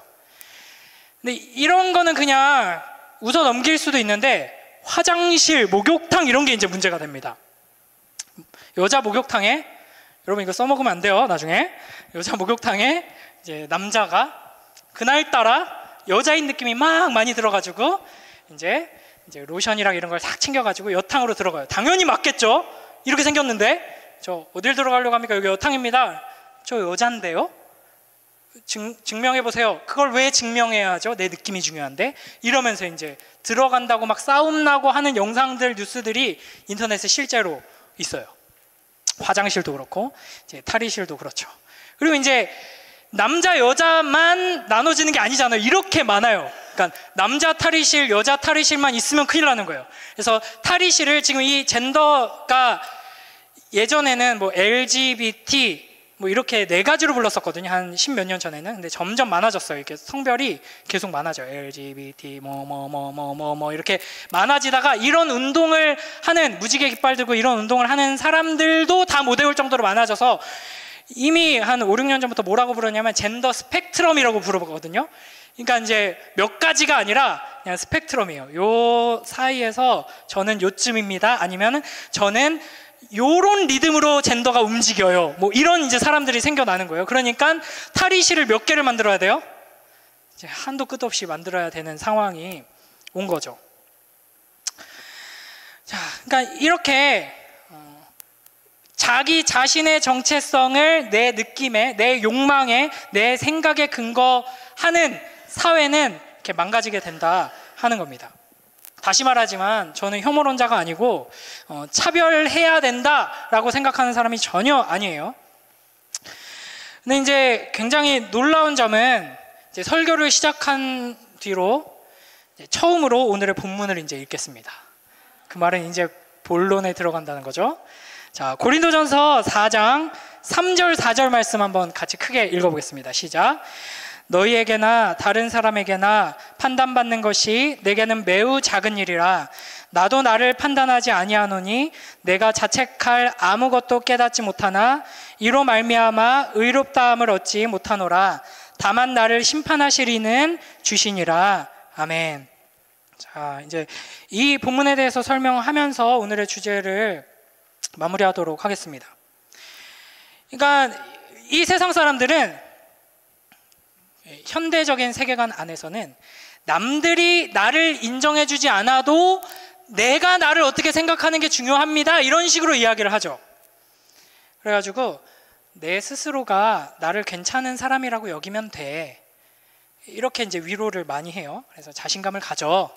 너 자신을 사랑해줘. 그래서 뭐 자존감 수업 뭐 이런 책들 막 베스트셀러 이런 거 보면은 여러분의 이 자아 정체성, 자존감을 회복시켜 주기 위해 어떤 솔루션을 여러분에게 주냐면 학교 끝나고 집에 가서 샤워하고 거울 보면서 자기 자신을 안아주세요. 오늘 하루도 수고했어 나야. 이러면 이제 자아가 이렇게 회복되고 이렇게 행복해진다. 이런 걸 이제 가르치거든요. 이게 이제 무조건 다 소용없다, 다 나쁘다 이런 건 아니에요. 어느 정도는 효과가 있을 거예요. 그러나 궁극적인 의미에서 내 정체성의 이런 문제를 해결해 줄 수 있는 키는 아니다 하는 거죠. 예를 들면 이런 거예요. 우리 중에 요즘은 이제 인기가 많이 없어졌는데 뭐 쇼미더머니 한때 막 열광했던 사람들 있죠. 저도 한때 이제 중학교 3학년 때인가 학교 축제 때 이제 힙합 동아리에서 랩을 하고 랩 굉장히 잘했어요. 예전에도 한번 얘기했는데 랩을 굉장히 잘했어요.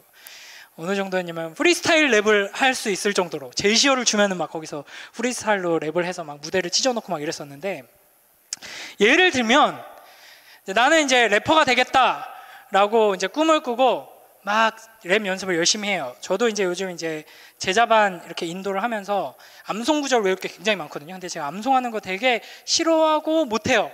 그래서 이제 어떻게 하냐면 유튜브에서 무료 비트 틀어놓고 랩을 하거든요. 암송 구절을 쭉 랩으로 읽어요. 그래서 이제 비트를 따라서 막 이렇게 그러므로 막 이러면서 이렇게 하면서 이제 외우는데, 그래서 막 이런 이제 힙합의 이런 영혼이 다시 막 되살아나면서 또 막 좀 공연을 한번 해보고 싶다 막 이런 생각이 드는데, 한번 이렇게 빠지면 잘 헤어나오기가 힘들거든요.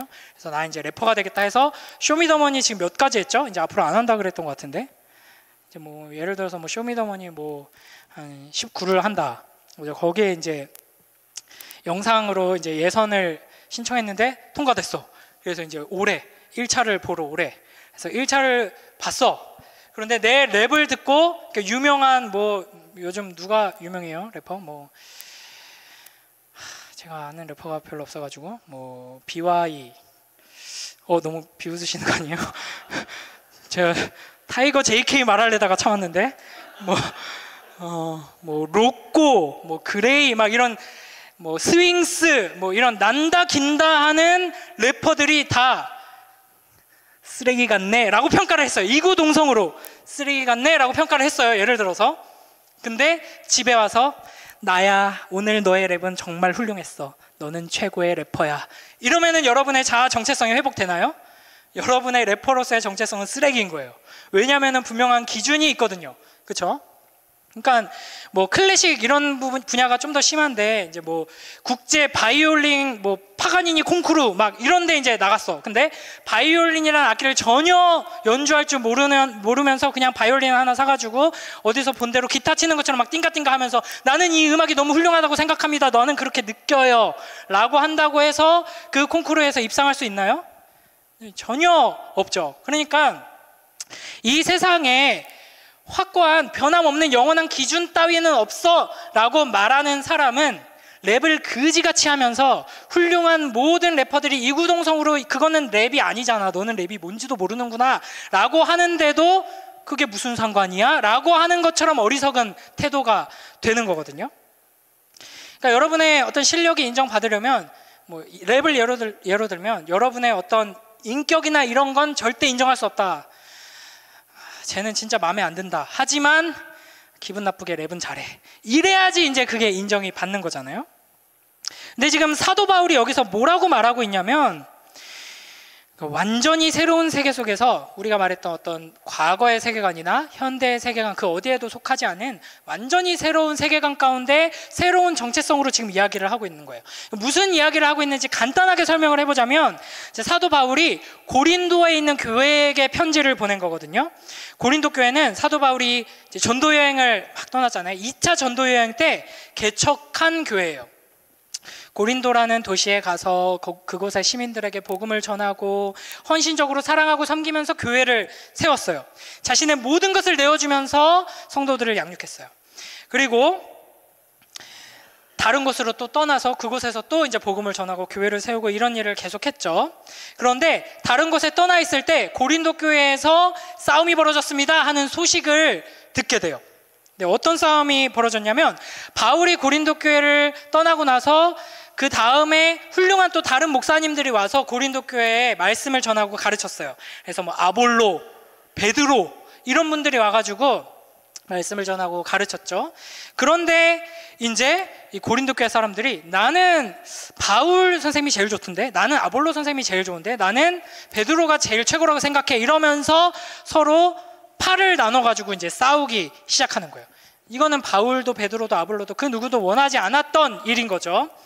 그래가지고 그 중에서 이제 베드로파나 바울파, 아볼로파 이런 사람들이 바울을 공격하기 위해서 막 비난을 하기 시작한 거예요. 바울이 뭐 진짜 사도가 맞긴 해? 부활하신 예수님을 만났다고 하는데 그 사실이야? 믿을 수가 없어. 나머지 12제자들은 예수님 따라다니면서 막 기적도 보고 예수님한테 직접 배웠는데 바울은 그런 거 아니지 않나? 막 이러면서, 그리고 바울은 말도 잘 못하잖아. 글은 잘 쓰지만 말은 잘 못했대요. 말도 잘 못하잖아. 막 이러면서 이제 막 비난을 하고 깎아내리니까 바울의 마음이 어떻겠어요? 자기가 개척한 교회예요. 목숨을 걸고 인생을 다 내던져서 사랑하면서 길러낸 사람들이에요. 그런데 그 사람들 중에 일부가 자기를 비난하고 음해하고 공격해요. 그러니까 마음을 다해 섬기면서 사랑했던 사람들에게 배신당한 바울의 마음이 어땠을까요? 너무 아프고 슬프고 고통스러웠겠죠. 이제 그런 와중에 바울이 뭐라고 하냐면 3절을 다시 한번 읽어볼까요? 시작. 너희에게나 다른 사람에게나 판단받는 것이 내게는 매우 작은 일이라 나도 나를 판단하지 아니하노니. 그러니까 그들이 나에 대해서 뭐라고 말하는 것들 그렇게 큰 일이 아니다, 매우 작은 일이다 라고 이야기합니다. 물론 뭐 나는 아무렇지도 않아, 이렇진 않았을 거예요. 분명히 많이 울었을 거고 가슴이 많이 막 찢기는 느낌을 받았을 겁니다. 그럼에도 불구하고 내 정체성 자체가 흔들리고 내 인생이 다 부정당할 만큼, 내가 높은 곳에 올라가서 그냥 뛰어내려야지 이렇게 생각할 만큼 큰 일은 아니다 라는 겁니다. 그러니까 바울의 이런 태도는 단순히 객기가 아니에요. 니네들이 뭐라고 말하는지 중요하지 않아, 내 느낌만 중요해, 이런 태도가 지금 아니에요. 니들이 뭔데 나를 평가해, 나만이 기준이다, 이런 게 지금 아닙니다. 그리고 심지어는 그래서 뒤에 보면은 3절 뒷부분에 보면 뭐라 그래요? 나도 나를 판단하지 않는다 라고 말하죠. 그러니까 현대의 세계관에 의하면 니네들은 아무리 나에 대해 욕해봐라, 나에 대해서 평가할 수 있는 건 나야, 이렇게 이야기하겠지만 바울은 너네들이 막 이야기하는 거 괜찮아, 그렇게 큰일 아니야. 그리고 심지어 내가 나에 대해서 어떻게 판단하고 평가하는 것도 중요하지 않아 라고 이야기합니다. 그리고 나서 4절에 뭐라고 이야기하냐면, 함께 읽습니다. 시작. 내가 자책할 아무것도 깨닫지 못하나 이로 말미암아 의롭다함을 얻지 못하노라. 다만 나를 심판하실 이는 주시니라. 아멘. 그러니까 고린도 교인들이 나를 막 비난하고 있는데 내가 뭘 잘못했나? 내가 실수한 게 있나? 아무리 생각해도 내가 잘못한 건 없죠. 이제 억울한 일이에요. 근거 없는 음해고 비난이에요. 이런 일을 겪으면 우리는 주로 억울해하면서 화내죠. 그러면서 저들이 얼마나 악한지를 드러내길 원하고 저들을 비난하면서 나의 의로움을 드러내려고 하는 게 우리의 태도입니다. 그러나 바울은 내가 잘못한 게 없다, 이걸 분명히 하지만 그러면서 동시에 그렇다고 해서 내가 또 뭐 그렇게 의로운 건 아니야. 내가 무죄하고 아무 잘못이 없고 의롭기 때문에 내가 괜찮다고 하는 게 아니라, 다만 나를 판단하고 평가하고 심판하실 수 있는 분은 오직 누구라고요? 우리 주 예수 그리스도 주님뿐이시기 때문에 나는 괜찮다, 이렇게 이야기를 하는 겁니다. 이게 바로 그리스도 안에서 참된 정체성을 가진 자가 보여줄 수 있는 완전히 새로운 세계관입니다. 그러니까 오직 예수 그리스도를 참으로 알고 그 안에 거하는 자만이 이런 태도를 가질 수 있죠. 그리스도가 없이는, 영원한 진리신 하나님이 없이는 남들이 뭐라고 하는 거에 따라서 내 인생이 완전히 막 뒤죽박죽 흔들리고 무너져 버리거나, 남들이 뭐라고 하는 거에 따라서 교만해지고 우쭐대거나, 아니면 남들이 뭐라고 하든 내 생각, 내 느낌에만 집중하거나 이런 식으로 반응하게 되는데, 그리스도인은 그리스도께서 나를 뭐라고 하시는가에 근거해서 섭니다. 그렇기 때문에 그리스도의 선언, 그리스도의 판단이 흔들리지 않는 한 우리는 흔들리지 않게 되는 것이죠. 그래서 이 이야기를 이제 좀 정리를 하면은,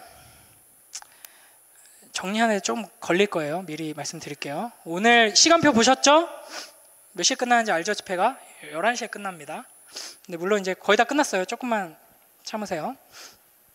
자, 과거의 세계관은 나는 국가의 것이다, 혹은 나는 뭐 우리 가족의 것이다, 뭐 이런 식으로, 나는 회사의 것이다, 뭐 이런 식으로 생각했다면, 현대의 세계관은 뭐예요? 나는 누구의 것이다?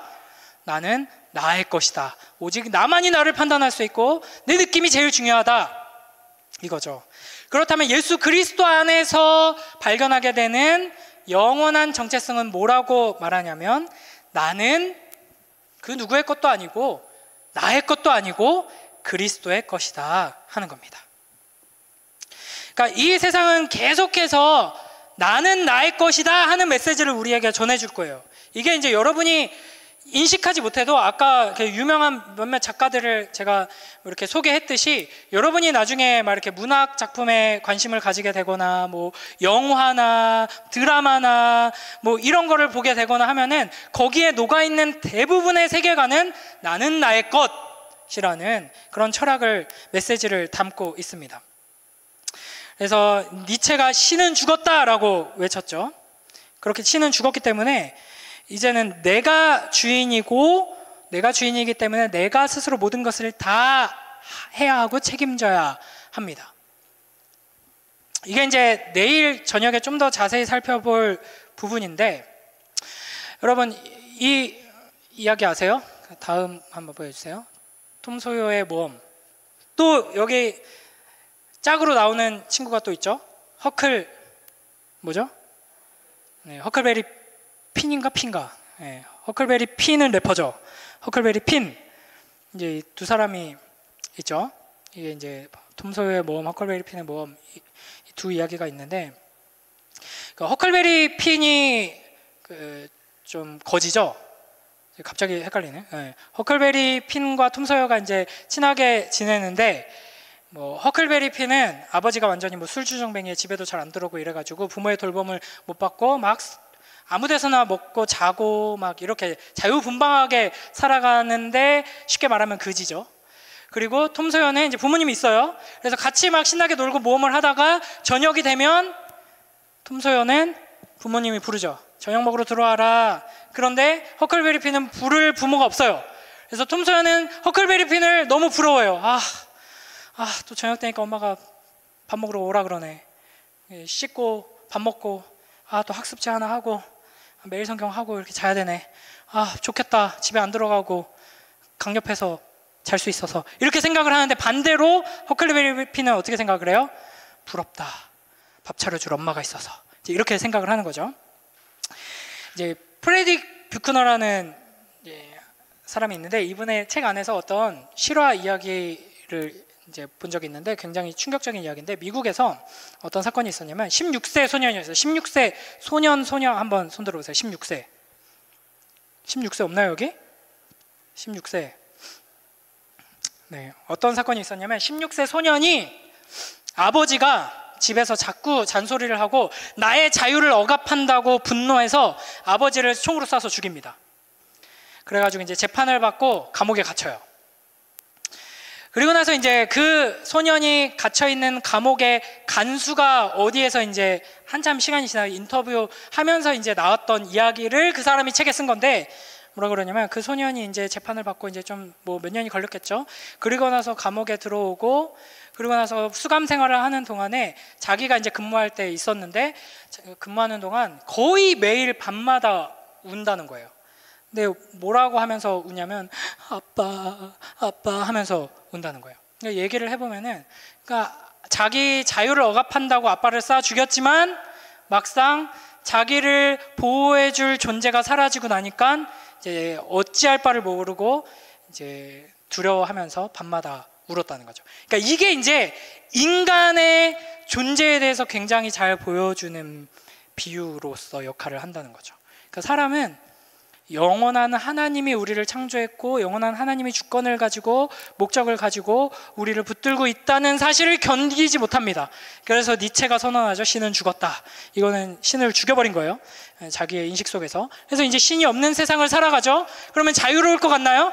신이 없으니까 이제 우리를 더 이상 괴롭힐 존재가 없다. 그러나 사람들은 자유하다고 말하지만 실제로 공허함을 느끼면서 두려워하는 거죠. 그런 점에서 우리의 유일한 위로는 뭐냐?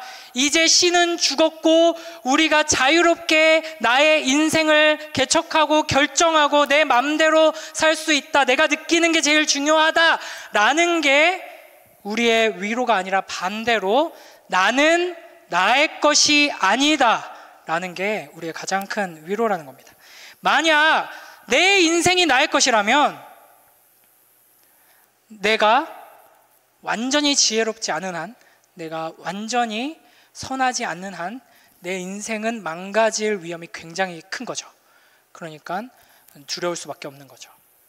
내 인생이 어떤 집단의 것이라면, 내가 속한 내 정체성을 뿌리내리고 있는 이 국가가, 뭐 집단이, 가정이 건강하고 영속할 수 있는 가치를 지니고 있지 않다면 내 인생은, 내 정체성은 흔들릴 수밖에 없는 것이죠. 그러니까 내가 나의 것이 아니고 영원하신 하나님, 아름다우신 예수 그리스도, 나를 위해 자기의 모든 것을 내어주시는 사랑으로 나를 붙드시는 분의 것이다 하는 게 우리의 가장 큰 위로다 하는 겁니다. 그래서 하이델베르크 요리문답을 시작하는 1문에서 이렇게 이야기를 합니다. 보통은 제가 묻고 여러분이 답하는데 답이 기니까 여러분이 크게 질문해 주시면 제가 답의 앞부분만 한번 읽어볼게요. 1문 여러분이 질문해 주세요. 시작.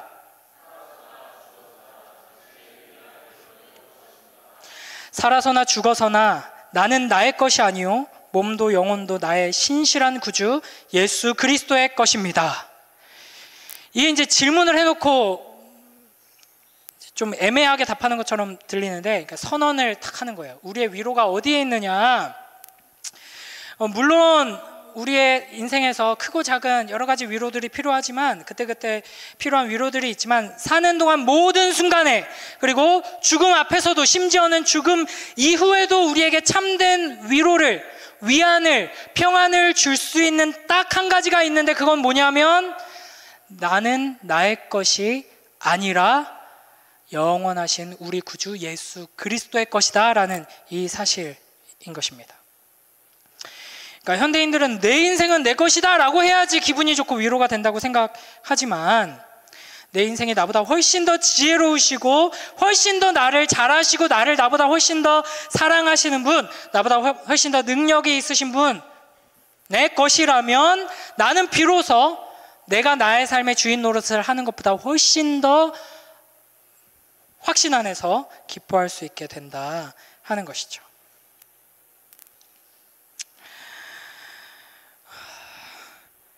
마지막으로 나는 나의 것이 아니다 하는 게 어떤 의미를 지니고 있는지 두 가지로 설명을 하면서 이제 마치도록 하겠습니다.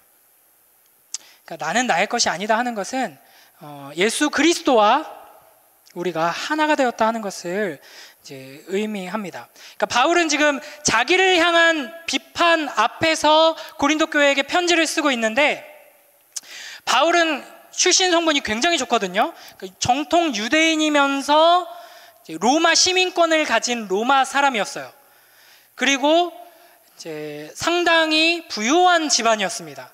그래서 우리는 바울 하면 선교사님이니까 이제 되게 가난하게 고생했지만 물론 바울이 가난하게 막 이렇게 사역했다고 생각하지만 지금으로 치면은 어느 정도 좀 규모 있는 사업체를 운영하는 사람이에요. 그러니까 어떤 사업체를 운영하면서 그 자금 가지고 이제 막 선교하는 선교사님인 거죠. 그러니까 이제 바울을 막 이렇게 욕하고 비난하고 음해하면은 야, 너 내가 학위가 몇 개인지 알아? 내가 출신 학교가 어딘지 알아? 내 신분이 로마 시민권이 있는 건 니네 알아 몰라? 막 이러면서 이제 자기 자신을 방어할 수 있었는데 그렇게 하지 않고 겸손하면서 동시에 담대하게 나는 그리스도 안에 있는 사람이다 라고 이야기를 하고 있는 것입니다.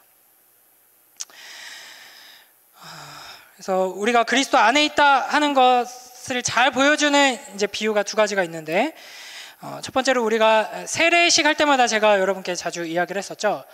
우리 갈라디아서 3장 26, 27절 함께 읽겠습니다. 자, 이제 성경 구절 3개만 읽으면 끝나요. 자, 함께 읽습니다. 시작. 너희가 다 믿음으로 말미암아 그리스도 예수 안에서 하나님의 아들이 되었으니 누구든지 그리스도와 합하기 위하여 세례를 받은 자는 그리스도로 옷 입었느니라. 아멘. 그러니까 어떻게 하면 우리가 바울처럼 이 세상이 우리에게 뭐라고 말하든 이 세상이 어떻게 흔들리든 우리는 흔들리지 않고 교만해졌다가 절망했다가 왔다 갔다 하지 않는 흔들리지 않는 견고하고 영원한 정체성을 가지고 겸손하면서 동시에 담대하게 살아갈 수 있는가 그 비결을 이야기하는 건데 그리스도로 옷 입은 자들은 이와 같은 정체성을 가질 수 있다 하는 겁니다. 그러니까 여러분은 명품으로 자기 자신을 꾸미고 드러내기 위해서 노력할 필요가 없는 것이죠. 하나님께서 우리를 어떻게 보시느냐가 중요한데 기본적으로 하나님 눈앞에 모든 인간은 죄인입니다. 그러나 믿음으로 예수 그리스도를 믿는 믿음으로 하나님 앞에 선 우리들은 예수 그리스도로 옷 입은 자들이죠. 그래서 여러분의 지금 몸이 얼마나 더럽고 냄새 나는지는 눈으로 봐서는 모르죠. 어디서 이제 보니까 남자들 샤워하는 방법 막 이렇게 했는데 이렇게 샤워 타월 같은 거 잘 안 쓰고 그냥 머리 감으면서 세수하면서 여기저기 비누칠하고 바로 씻고 막 3분 만에 나오고 그런 사람들이 있다고 해요. 그래서 등은 안 씻나요? 이렇게 했더니 그러고 보니까 이러면서 이제 몇 년째 그렇게만 씻었다는 거예요. 그러니까 여러분의 이제 몸이 얼마나 더러운지는 몰라요 지금. 왜냐하면 옷을 입고 있기 때문이죠. 그러니까 하나님께서 우리를 보실 때 하나님께서는 우리를 예수 그리스도의 옷 입은 자로 보십니다. 그러니까 예수 그리스도의 옷의 아름다움으로 예수 그리스도의 그 의로 우리를 보시는 것이죠. 그러니까 우리의 이제 존재를 예수 그리스도처럼 보시는 것이죠. 이게 세례가 의미하는 바가 그것이고 예수 그리스도를 믿는 믿음으로 산다는 게 이걸 의미하는 것입니다. 그래서 세상은 우리를 외모로 판단하고 우리의 소속으로 우리가 얼마나 쓸모 있는지, 우리가 얼마나 앞으로 큰 일을 할 수 있는지, 가능성이 있는지, 뭐 얼마나 큰 일을 이루었는지 이런 것으로 우리를 판단하지만 하나님께서는 우리를 예수 그리스도와 연합한 자, 예수 그리스도로 옷 입은 자로 보신다는 겁니다. 그래서 우리를 의롭다 하시고 아름답다 하시고 귀하다 하시는 것이죠. 그래서 하나님 앞에서 예수 그리스도를 믿는 믿음으로 서서 예수 그리스도로 옷 입은 자답게 흔들리지 않는 정체성으로 살아가는 복된 우리 모두가 되길 주님의 이름으로 축복합니다. 이제 끝나는 느낌 나기 시작하죠. 자, 그 다음에 이제 한 가지 이미지만 더 생각해 볼게요. 자, 이게 사실은 이제 가이드북 보면은 나는 누구인가 하는 주제로 막 26가지인가 제가 해놨잖아요. 그죠? 이거 이제 시리즈로 설교하려고 다 이렇게 계획을 해놨는데 이걸 이제 여기서 다 말할 수 없어서 그 중에서 하나. 자, 요한일서 2장 1절 말씀 한번 읽어보겠습니다. 시작. 나의 자녀들아, 내가 이것을 너희에게 쓰면 너희로 죄를 범하지 않게 하려 함이라. 만일 누가 죄를 범하여도 아버지 앞에서 우리에게 대언자가 있으니 곧 의로우신 예수 그리스도시라. 아멘. 아버지 앞에서 우리에게 뭐가 있다고요? 대언자. 예수 그리스도가 하나님 앞에선 우리의 대언자가 되신다 하는 거죠. 자, 같은 장면을 요한복음 14장 16, 17절에서는 이렇게 이야기합니다. 이것도 함께 크게 읽어봅니다. 시작.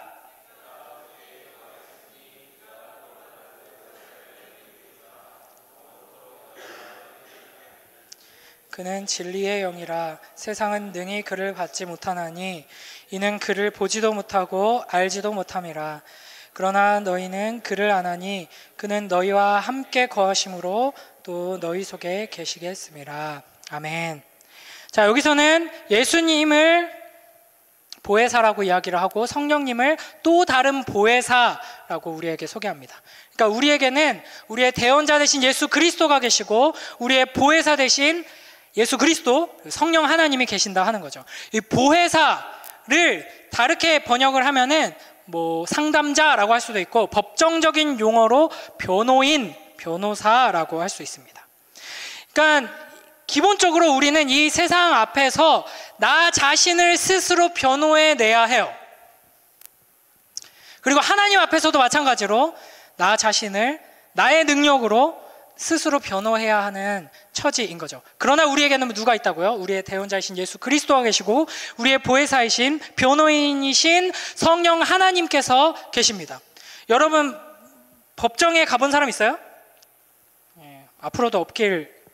또 이제 뭐 판사, 변호사, 검사가 꾸민 사람이 또 있을 수 있으니까 뭐 판사, 변호사가 꾸민 사람을 제외하고는 뭐 법정에 가는 일이 딱히 없기를 바랍니다. 그러나 이제 법정에 서보면 저 서봤다는 건 아닌데 이제 법정에 서면은 이제 당사자, 뭐 원고, 피고 뭐 이런 사람들이 직접 변호하지 않죠. 변호인이 변호하죠. 변호인이 이 사람을 위해서 이 사람은 죄가 없습니다. 왜냐하면 이걸 보십시오. 이런 때 이렇게 했습니다. 그리고 여기에 증거가 있습니다. 그리고 이때 이렇게 확실하게 이런 알리바이가 있습니다. 이런 이야기를 변호인이 대신 이야기하고 증거를 제출하죠. 그래서 이 변호인이 승리하면 피고예요, 원고예요? 피고죠? 원고인가? 가 승리하게 되는 거죠. 그렇죠? 마찬가지로 하나님의 법정 앞에서 우리는 나 자신을 내가 스스로 변호할 필요가 없습니다. 왜냐하면 예수 그리스도와 우리는 연합하여서 한 몸이 되었기 때문에 예수 그리스도께서 우리를 위하여서 우리를 변호해 주십니다. 그런데 하나님의 법정 앞에서 예수님께서 우리의 변호인으로서 인정에 호소하시는 게 아니에요. 재판장이 누구세요? 아버지 하나님이시죠. 아빠, 저를 봐서라도 얘를 좀 봐주세요. 이렇게 예수님께서 혹은 성령님께서 우리를 변호하시는 것이 아니라 공정한 재판장이신 아버지 하나님께 공정한 판결을 요구하십니다. 왜냐하면 이 죄인을 위하여서 예수 그리스도의 십자가에서 이미 모든 죄값이 치러졌기 때문이죠. 그리고 그 변호를 맡으신 성령 하나님께서 우리를 대신해서 심지어 우리가 무엇을 기도해야 할지 모를 그때에도 탄식하시면서 기도하심으로써 우리를 변호해 주시죠. 그래서 예수 그리스도의 승리로 성령의 역사하심으로 우리는 하나님 앞에서 이미 의롭다함을 입게 되는 겁니다. 그러므로 세상이 뭐라고 하든 우리는 하나님 앞에서 의로운 자요, 하나님의 자녀요, 하나님의 거룩한 신부요, 영원한 하나님 나라 백성이며 하나님의 사랑받는 자들이다 하는 것입니다. 안타깝게도 아멘이 적었기 때문에 마무리하겠습니다. 여러분, 세상이 아무리 우리를 실패한 사람이라고 해도 너 그 성적 가지고 뭐 앞으로 어떻게 할래? 너네 지방골 그 지경인데 너 앞으로 뭐 어떻게 할래? 뭐 이렇게 우리를 대놓고 얘기하는 사람이 없기를 바라지만, 대놓고 얘기하는 사람이 없어도 이 세상은 끊임없이 그런 것들을 우리에게 지적하면서 우리의 정체성을 흔들고 훼손하려고 할 거예요. 그러나 아무리 큰 실패, 아무리 많은 실패에도 우리가 예수 그리스도와 연합한 자로 서 있다면 흔들리지 않게 될 것입니다. 우리가 하나님 안에, 예수 그리스도 안에 있다면 성공해도 교만해지지 않고 감사할 수 있게 되고, 실패해도 좌절하지 않고 주님을 신뢰하며 겸손하고 용감하게 우리에게 주어진 길을 걸어갈 수 있게 될 것입니다. 이것이 우리에게 주신 그 영원한 정체성을 붙드는 사람이 누리는 복입니다.